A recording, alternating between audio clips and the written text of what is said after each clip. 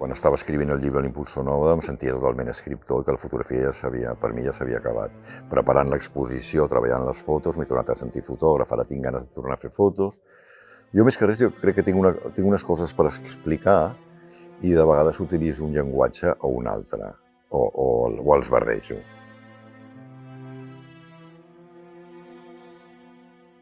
Aquesta exposició es diu L'Impuls Nòmada, no? Una exposició molt personal i que parla d'aquest impuls, d'aquestes ganes de sortir d'un món que m'ofegava i anar a buscar alguna cosa fora d'aquí, no? També hem volgut molt remarcar l'aspecte íntim, les amistats, els amics gràcies als quals he pogut fer les fotos, les habitacions a les que dormia. Es podria interpretar com la il·lustració d'un llibre de memòries.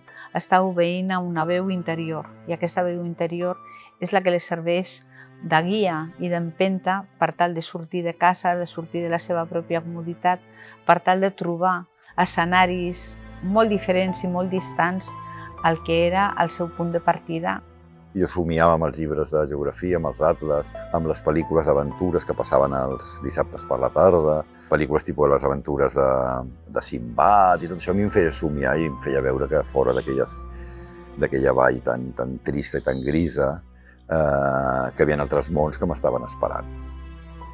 Ell parteix de la fantasia, no? Del nen que mira mapes, que llegeix les mil i una nits, que està emmirallant-se amb realitats que semblen que són de fantasia, però intueix i sap que aquells mons encara existeixen. A mi el que m'interessava eren aquests mons que s'esvaeixen, que estan desapareguent, no?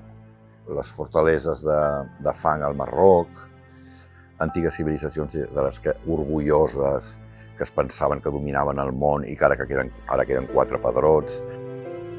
Què és el que troba? Doncs troba un món molt més tranquil, molt més, podríem dir, lent, amb el qual posa l'accent a les relacions personals, a les amistats, no? O sigui, no està viatjant al passat, està viatjant en un món contemporani i és un món que ell podria triar com a propi, no? O sigui, a mi m'agrada molt la gent gran i m'agraden les històries que tenen per explicar.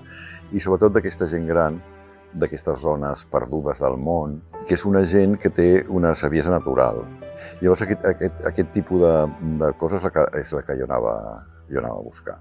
També els paisatges, però no tant. O sigui, m'interessava sobretot les històries que s'expliquen a la vora del foc, no?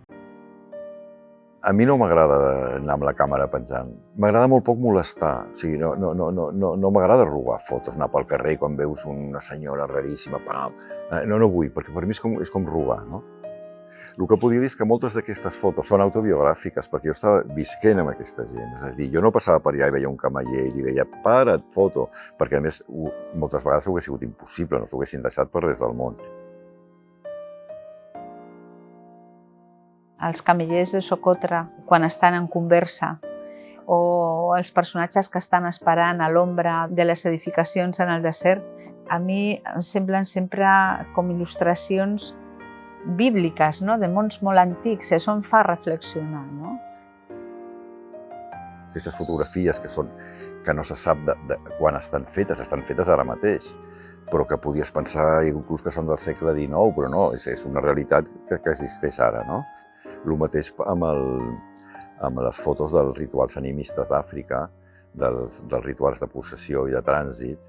Clar, això és impossible que arribi un tio de la Lluna o de Marte, no? I comencés a fer fotos d'uns rituals sacratíssims i molt sagrats.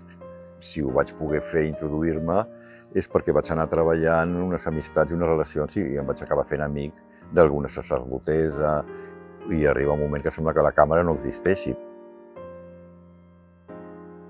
Són unes escenes amb un moviment, una expressivitat, inclús podríem dir una violència, no? de sentiments i d'emocions totalment diferents a la gent del desert, del Swazi, no? Que són absolutament calmats, tot en tonalitats blanques, però quan les veus juntes veus que tenen allà la mateixa inquietud plàstica. I és una plasticitat que obeeix també al com li agrada explicar les coses, no és perquè sí. Preparant l'exposició, treballant les fotos, un record tirava de l'altre i de l'altre i de l'altre, i anaven apareixent com bombolles amb un toll de muntanya, no? I, brum, brum. I apareixien records molt agradables, però molts desagradables, d'aquests que l'inconscient els ha volgut tapar, no? O sigui, a mesura que anava a l'exterior,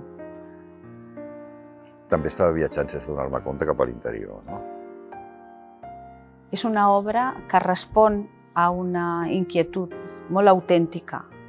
No és una obra impostada, no és una recerca d'un projecte artístic abstracte. Què és el que passa? Que aquesta autenticitat de seguida connecta amb les persones. Jo he seguit sempre la veu interior, no? O he procurat seguir-la sempre. I si d'algú estic content és que no he traït la meva manera de pensar. Jo crec que si el nen d'aquella època, aquell nen que era una mica rebel, i l'home d'ara es trobessin, que serien amics, o sigui, que el nen li diria no has traït els somnis que jo tenia, no? I llavors això em fa content.